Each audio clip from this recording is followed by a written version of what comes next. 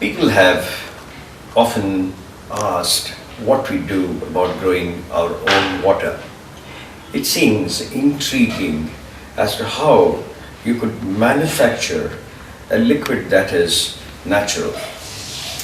Well, that is a phrase that actually captures a whole range of things that we do, which are essentially inspired by traditional systems and architecture of water in India, and by our own experience in the practice of watershed development in districts across India. Essentially, a watershed has a natural catchment, a field catchment, and a settlement catchment.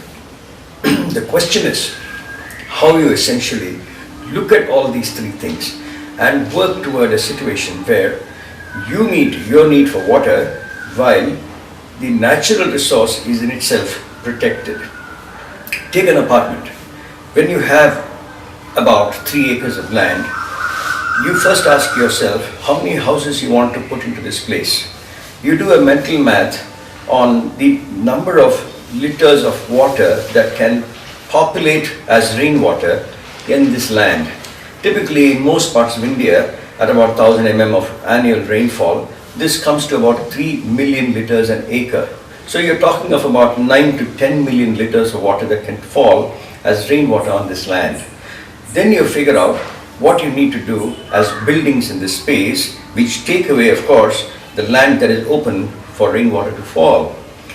In the process, you also come to some math on the density of the settlement. If I have, let us say, 40 houses to 1 acre in terms of apartments and such things, you will find that you have 120 houses. If you had, let us say, 60 houses, it will then be 180 houses. If you were to assume that there is about 800 liters that a family takes, you know that the math runs pretty huge. You're talking in terms of 180,000 to 200,000 liters of water a day that is needed if you're talking 180 houses. Now, how can you therefore make a balance between the density of the settlement and what you need as market demand goes, is your basic question.